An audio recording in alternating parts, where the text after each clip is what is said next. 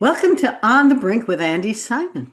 I'm Andi, and as you know, my job is to get you off the brink. And I look for guests, or they find me, who want to help you see, feel, and think in new ways, a little like an anthropologist might. And I often lead my podcast with those words because I want you to listen with purpose.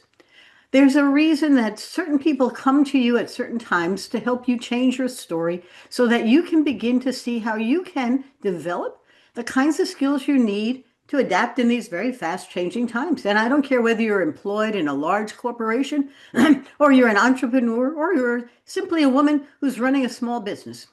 There are times where you need to learn some new things so that you can understand the challenges you're facing and get some tools to help you address them. Today, I'm so delighted to have Lindsay Barnett with us. Now, Lindsay is going to tell you how she found us, and it's an interesting and fun story. But let me read you her bio just a speck so you have an idea of what we're coming to today. Lizzie thought she was going to be, of all things, an archaeologist. I remember those too. Those were great times. There, research leaders kept asking her to help with team members who were not getting along. And she realized her gifts were better used with living people than with the archaeology of those who were no longer with us. She then fell into the HR world through chronic volunteering for recruiting, training programs while working in her first career in advertising. When she made the shift into human resources full time, she saw firsthand how much unnecessary suffering was being experienced in organizations. It's sort of a wonderful story when you think about it. She'll tell you a little bit more about, how she went from being fascinated with archaeology to getting into human resources. She has a wonderful book out, Working Hell to Working Well.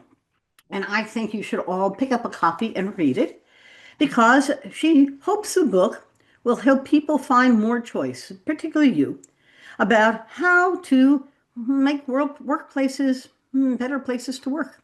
And I don't know why that's so difficult. Why should a workplace be a bad place for people to be? They spend most of the day there. In fact, sometimes they spend most of their life there. She is an exceptional executive coach and human resource consultant, and she leverages her 20 years of experience working with Fortune 500 companies and growing startups to help employees and companies thrive with their employees, not despite them. And occasionally she goes visits historical sites like I do, and we are endlessly fascinated by how people have evolved, the archaeology of their remains, and all their artifacts of who they were and how they did it. Lindsay, thanks for joining me today. Thank you so much for having me. Tell the listeners about your own Yeah, journey. It's much better than my reading your bio. I like your bio. yeah, I yeah, particularly like the fact that you were fascinated with archaeology like I was, and we both yes. been on digs, and I can't wait to go to France this coming summer to see the cave art in Dordogne. So, who's Lindsay? Yeah. So thank you so much for sharing that. I think you would love to just share a little bit of how I found you because my story is represented in that. And, I think through the years, I got my undergraduate degree in anthropology, went to business school, focused in organizational behavior, which is kind of business side of anthropology in a lot of ways. And Yeah. then in the working world, did a lot of work in organization development, which was a lot of team culture, organization culture. And so for many years, I referred to myself as a corporate anthropologist. And one day I just said, does anyone else talk about themselves like that? And so I think I don't know if I Googled corporate anthropologist or how I got to you, but I got to you and I looked you up on LinkedIn and connected, and you were so gracious to connect with me. And it just has been such a joy to share that love of humanity in a lot of ways of Well, people say how to me, I thought anthropologists study small scale societies.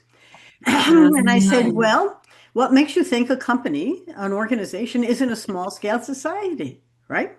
Yeah, And you 100%. found exactly that, didn't you? Yes. I know it has Yes. all the rites of passage, and it all has the insiders and the outsiders and the internal conflicts and the status Yeah. and the hierarchies and who wants to be in the top dog and who has to be abused down below. And it is humans are crazy critters. And We then, are. and then we have to go work together. So I'm so Yeah. glad you found me. I'll tell you an Yes. interesting story, and then we'll get back to you. My Yeah. publisher went on to AI because she had never heard of a corporate anthropologist either. And so AI was very kind and provided her with all of the perspective of how we apply anthropological methods and theory to corporate companies of all sizes. Yeah. And then at the bottom, she said, now, if you want to know more, you should talk to Andi Simon. And we just hired her as a publisher. And she said, I guess you've made it into the AI world. And I said, yeah, well, I asked AI how to do that, and it told me how to keep my content fresh, um, and how to keep telling stories. But your Yeah. story is an important one to share, Yeah. in part because of your book, but also because of the way you help organizations help their folks come together and do better. So Yeah. let's talk about you kept developing yourself and you kept Yeah. growing. Talk Yeah. about that whole process because, in some ways, I have a hunch the doors opened, you went through it and never looked back. They seem to have opportunities on the other side that seem to Yeah. work. Share it with the listener. Yeah.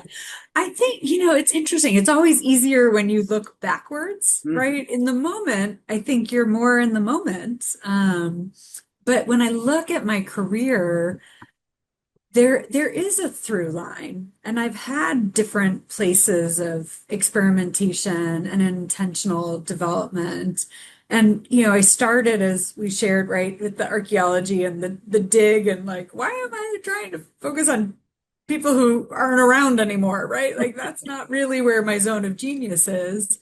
Um, but then transitioning into advertising and then finding, that through line there still had an anthropology Yes. place for me because in a lot of ways, advertising is about the artifacts of our cultures, Yes, it is. right? That's Yes. really what it is. And so that was my connection there. And then moving into HR, still within advertising, I found my way to kind of the human behavior side of business, and stayed in that for quite a bit. But I had an opportunity. I moved to Australia with Huh? my husband's job, was able to live there. And I kind of said, well, maybe I'll write books, right? And so there I started writing children's books. Oh, how cool. Um, Wow. and so, I was reading a lot of them to my toddler. I was like, I can do better than this. And I wanted to, keep learning and growing. And what was really interesting is that I had been a worker, a leader for many years, and then I became a working mom. And then all of a sudden, when we moved to Australia, I was no longer a working mom, and I had lost a part of that identity. Yes. And so it really caused me to think about, well, what is it that I get out of work? Yes. What's important to me? And so I was able to really identify what I call my three I's, which were my three core needs that I really needed to get out of work, which was intellectual challenge, Yes. impact, and the last one was interaction. And in Australia, it was interaction with adults because I was spending a lot of time with the toddler. Um, so that really anchored me into a different way of thinking about my identity, which I know is a big part of your upcoming book.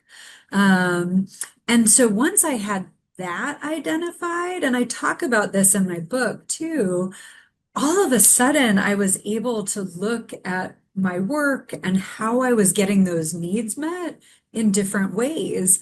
And so the children's book writing comes into play because I didn't just write in isolation. I learned about it. I took classes, right? It met that intellectual challenge need. I formed a writers group. For who in this class wants to join me? Let's do a writers group, right? I got my adult interaction. And hopefully the content I was writing about would impact generations, right? So there was a way, all of a sudden my eyes were open to, if I know that these are my core needs, then there are endless possibilities for getting these needs met. So even though I moved back into human resources and learning and development when I came back from Australia, I still was able to always hold those so that I could figure out how I could keep growing and developing, knowing how to meet those needs. What's interesting is that we know there's no straight path. You didn't grow up, and people said, "What do you want to be when you grow up?" Yeah. And even when you began to launch, there was no destination. And Yeah. neither you nor I have spent our entire career in one place with one job doing the same thing. I met a woman not too long ago who spent 20 years doing just that. And I went, whoa, I can't do that. I'm too curious about all Yeah. kinds of things that are different. And I like that. You do as Yeah. well. But Yeah. now becomes interesting because um, the workplace still is fascinating to you. Yes. And I do think your book is as much about reflections on and helping to improve the places where we work, wherever that might Yes. be. And Yes. the pandemic taught us a whole lot about how much we could get done without being together, but also how lonely it can be not being Yeah. together. Everything has a trade-off. Yeah. And so you're beginning on this next stage of your development as an executive coach and HR consultant. There's some real interesting wisdoms you're bringing to companies. Yeah. And, share with us some of them because the book is full of insights and wisdom that is very important for corporate leaders to understand, for them to create an environment for humans to thrive. Help us. So there's a different things that I share in the book, but I think one of the key premises that I find a lot in this place of workplace well-being is that we're in a little bit of a stalemate, right?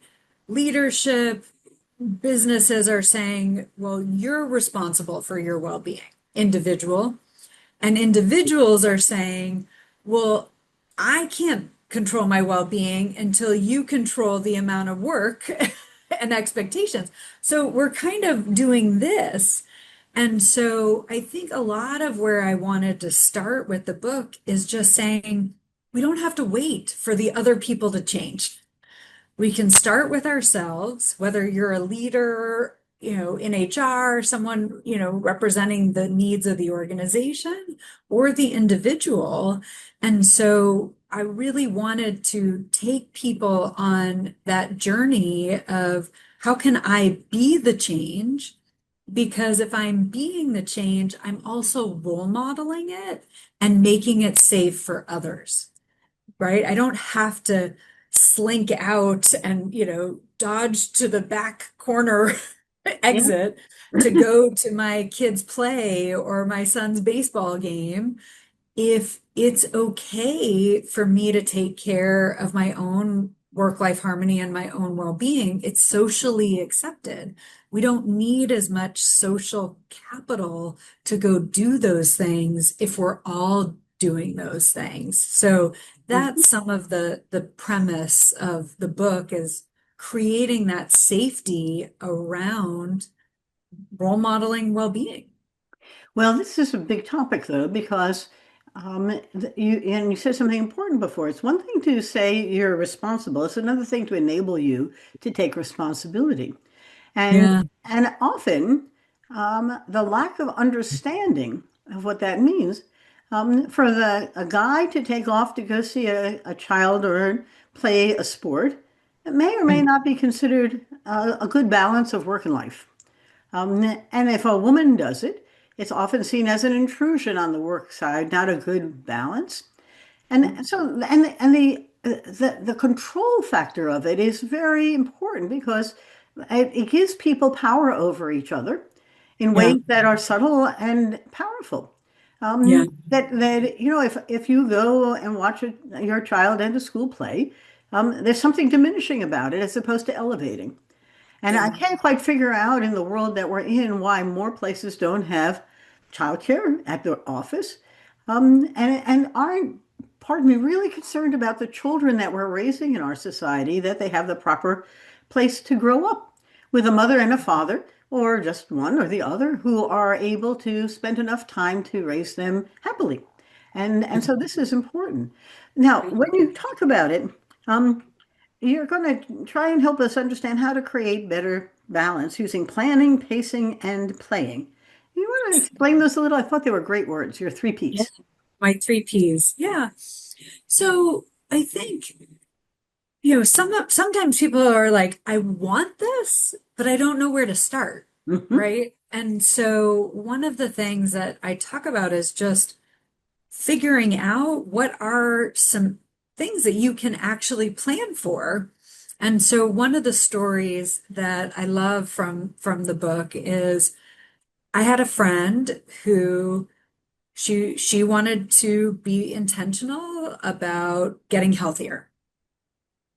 There's endless possibilities of how you can go pursue that, right?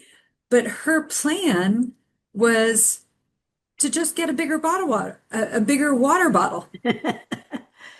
That was it. She took one action she knew she could commit to, but guess what? She lost weight, her skin got better, she felt better, she had more energy, right? So sometimes we get all in our head around, I need a Water bottle. plan. Yeah, it doesn't need to be a 30-page Excel workbook, right? We can just be intentional about what we're going to commit to. So some of that is the planning piece. Then pacing is just really noticing a few different things, right? Noticing our own pacing. Are we constantly feeling like we're stressed all the time? Sometimes pacing can be how we're working cross-functionally. So I know I fell victim to this all the time. I would get, a project going. I didn't realize over here in another part of the organization, they were doing something similar. If I had taken a little bit of time to do a little bit more pacing instead of being all eager beaver to get this project done, I might have been able to find an opportunity to collaborate, and then I would have a lot more time, right? Because Yeah. I wouldn't be doing it and I probably would be more impactful. Yes. So there's a component of pacing that's a little bit of self-awareness and a little other awareness, and same with planning, of course.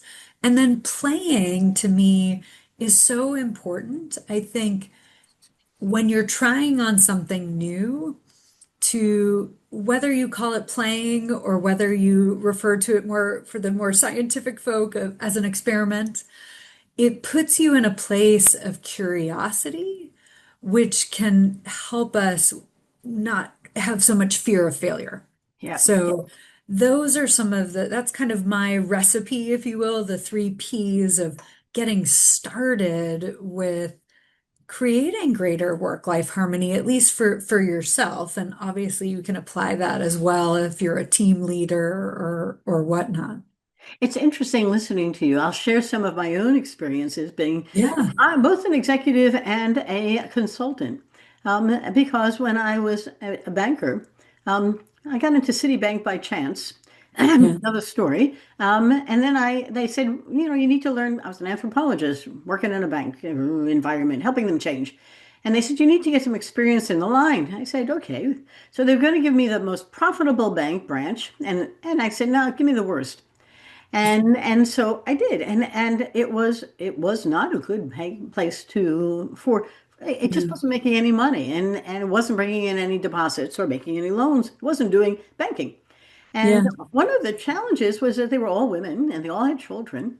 And so came a snow day. It was almost difficult. I was not a teller. But how do you open without any Yeah. staff? So I said Yeah. to them, let's come up with a creative solution here. Yeah. You have your kids at home, you can't come to work.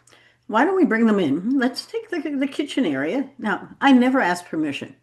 It was easier to say I'm sorry than it was to ask Yes. permission. Let it go up Yes. the chain and come back down. The whole year would have been gone. So bring them in and we'll rotate who's going to be the teacher or counselor.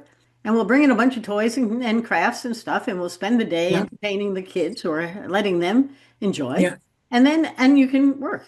Well, Yeah. it worked. And we never had any days where we didn't have everybody in staff because of a Yeah. sick child or a child who had to stay home because of snow days. Creative solutions around their needs made Yeah. mine much easier. And it was Yeah. always interesting because when I got there the first time, they said, listen, hon, you'll come, you'll go, we'll be here forever, so we're not going to listen to you. And I went, oh, that's an interesting way to start our relationship. But they did because the Yeah. mutual trust turned into really a fan club. We were really fans of each other Yeah. and we could Oh, collaborate. Now, yeah. a second for your pacing, Yeah. I was I was a consultant for a healthcare organization in Michigan, and Yeah. my friend was the CEO there, Yeah. and he had me come in and run a bunch of stuff while he was trying to staff up, and he had a big deficit, and so I would have my morning huddles, and everybody would talk about what they were doing. And Yeah. that was the only way they all knew what each other was doing. Yeah. And so in the absence of a process, you could point fingers, but how would I know? And Yeah. then we all talked about one thing you could use from somebody, and so it became a collaboration. So, Yeah. and I made those up. Nobody Yeah. said to me, you should try this. I just borrowed from a football huddle and I said, this works. If we're going to go, we got to get it together. And so as Yeah. you're talking, I'm reminding myself of how good people, I won't Yeah. call it leaders or otherwise, can find solutions under the Yeah. radar Yeah. without any penalty points because the performance demonstrates what is required is to get this thing done.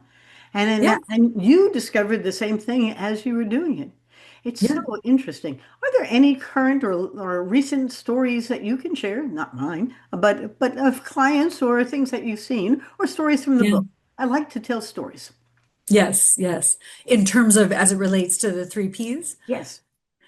So it's interesting. I have a coaching client who I love, who one of the things that I was noticing and that we've talked about, right, is in that place of pacing. Um, he he was very focused on the task, Ah, right? I've got to get the task done. And he would find himself really struggling to be patient with hearing all of his colleagues, right, in these cross-functional meetings. And one of the things that he's been working on that he has been finding to be such a big unlocker is just embracing curiosity. And so instead of focusing just on the task, really trying to ask a great question to better understand, well, what do they need? that's What, right. why are they seeming resistant? What's going on? Why is this slowing down? Instead of just being impatient with the slowness, he was like, oh my gosh, 1 to 2 questions, and we're unlocked and we're off to the races. Yes. So just, finding our habits, our ways in that enabled him to actually go faster, Yes. but he needed to really sit with the pacing as it was in him right now to figure out how to unlock that. Are you, for yourself, as you're growing your business, Yeah. practicing the same P's? Or you had your three I's, you have your three P's. I know you have Yeah. energy things too. I know Um, everything's in threes with me. well, it's I a, know that's very anthropological. it is. But how are you also doing this in your own, in growing Yeah. your client base and the consulting and coaching work that you're doing? Yeah. Yeah. So it's interesting. I, the planning piece, I am good at my little p planning. Uh-huh. The big P planning is where I am working on, and that is part of my goal for next year, is really getting better at building my planning muscle.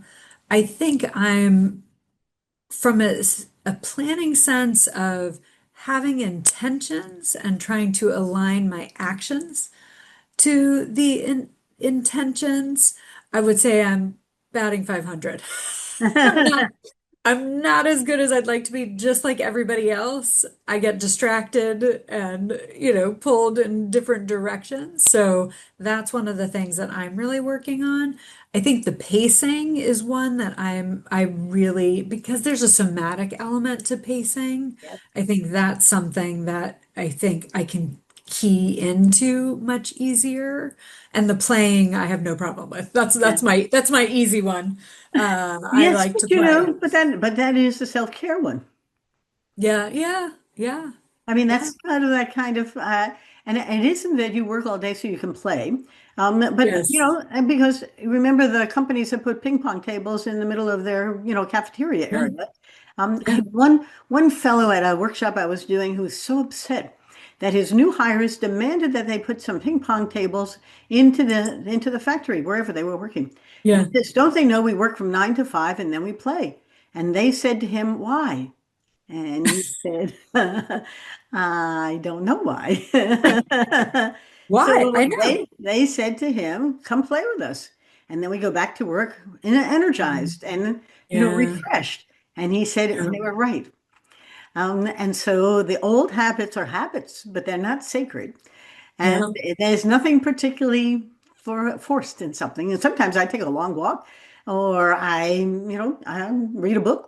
I do something to relax the mind, get away from the computer yeah, screen and do something playful. yeah, That is, and then make sure on Fridays is my day to go play a little golf or, do something that's yeah, play. But it is all work and no play is not much of a life. And yeah, I'm working on this book on retirement that you had mentioned. The stories that trouble me more are people who have worked their whole life and hate work. And and and right. that's a long time to be unhappy every day, Yeah, right? yeah. And So that will have a big impact on your health and longevity yes, too. I know you're not. That's not a Yeah, happy.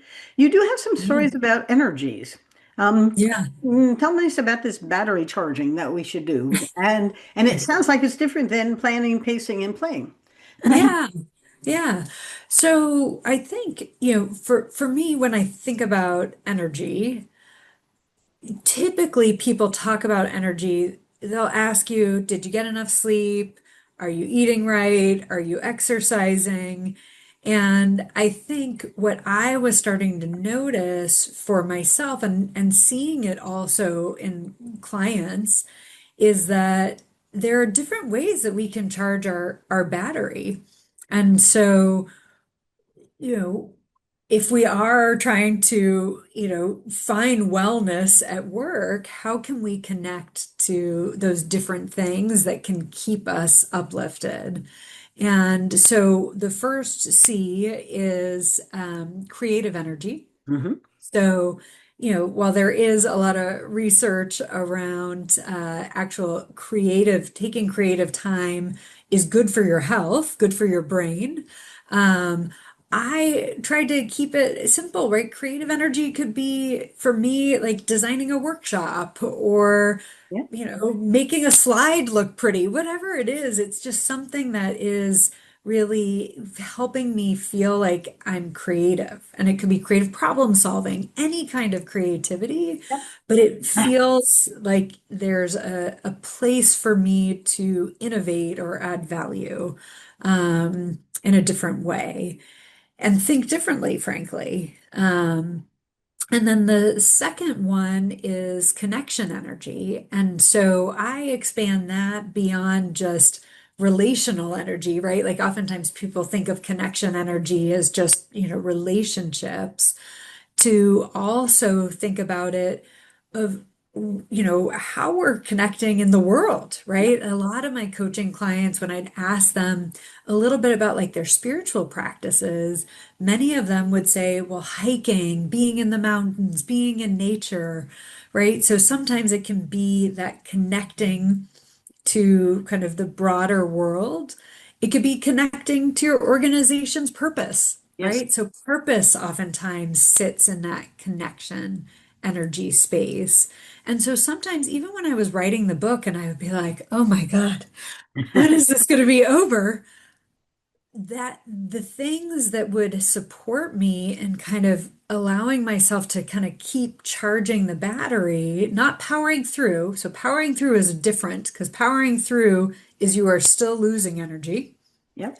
but to keep maintaining energy would be reframing, well, what am I trying to do with this book? Yep. Like, I want to help people. I want to make the workplace better. My kids are going to be in the workplace soon. How do I make that workplace supportive of them? So those are the things that would keep me charged. And then the last one is completion energy. So, the book is a great example of how many times we're working on projects or initiatives or whatever it is that are just slogs, right? Like you're just having to keep going and keep going and keep going. And so I joke that laundry is my big source of completion energy Well, I get that. because sometimes I just needed that little boost of, I finished something, right? I make my bed. I finished something. I Yep. did laundry. I finished something. And even though there were CEOs the world over saying it during the pandemic, I don't want people at home doing their laundry. Let them. It's giving them completion energy. They can't do it for 8 hours straight, but Uh, let them get a little completion energy to well, just I mean, keep going. but that's so interesting because the assumption was that they were doing bad things as opposed to something that gave them a sense of completion, which Yeah, energized them to come back and do more work. And why yeah, are they, mutually exclusive? Can't I right. do two things really well? I do think we're at an interesting point where the pandemic has opened our minds to possibilities, if you're curious Yes. about it. Yeah. And the desire to bring them back into the workplace is really selfish, because it's something you want, not necessarily Yes. what's best for everyone. Yes. And I do Yes. think that hybrid gives people flexibility and choice. And I do Yes. think that gives them the autonomy and responsibility. Um, Yep. I had one client, and she was upset that one of the guys who worked for her in IT had taken on a second job where he was doing the same work for another company, but he had enough time because he wasn't commuting to get two Yeah. jobs done, and he was making Wow. more money. He didn't want to come back to the workplace. Yeah. And she Yeah. said, well, I said, did he disappoint you? No. I said, so why don't you let him? I mean, if he was completing and he had Yeah. time, you're paying for Yeah. empty space. Let him go Yeah. make more money. And so the values we have are ready for some Mhm. revaluing, you know? Yes. And I think that's Yes. what you've done. Well, Yeah. we're about ready to wrap. So if there are Yes. three things that you would like Yes. people to understand about working hell to working well, Yeah. Yeah.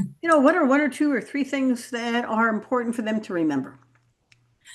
So I think the number one thing that I would offer is just the power of the pause, I right? love that. Yes. Right. We're so wired. It's, productivity, productivity, productivity, productivity.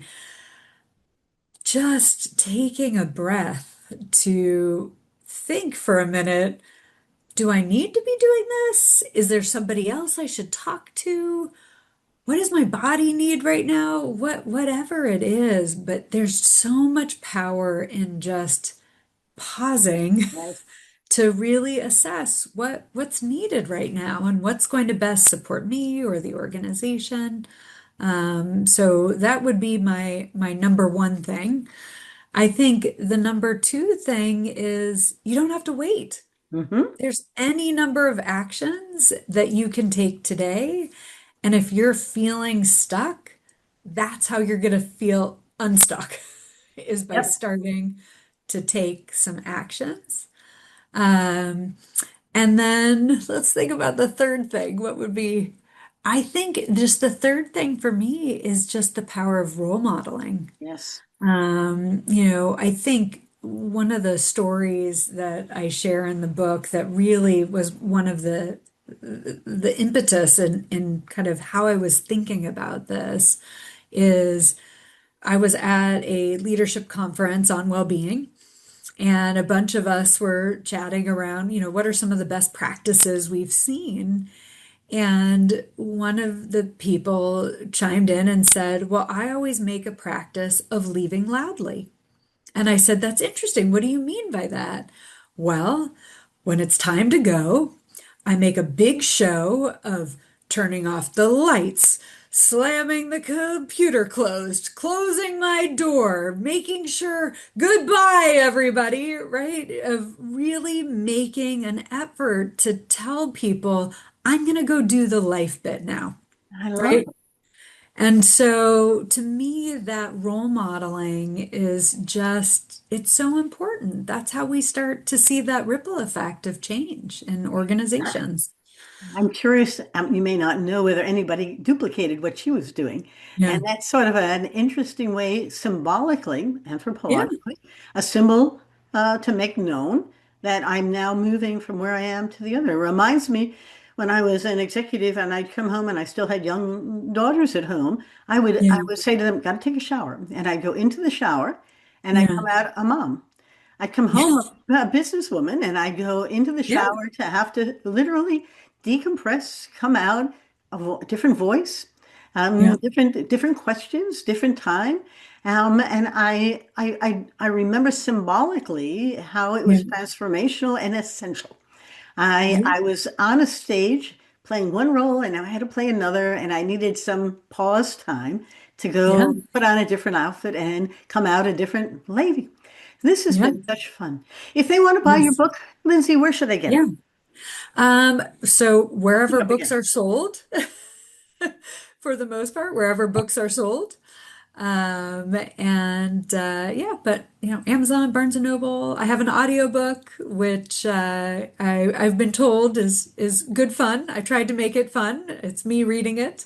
Good for you. So yeah, yeah. I think that's Then cool. you can find me also on LinkedIn. Would love to connect with anyone here. I try to post things that I hope have value, food for thought, things that people can do to, you know, create better workplaces, work-life harmony for themselves and whatnot.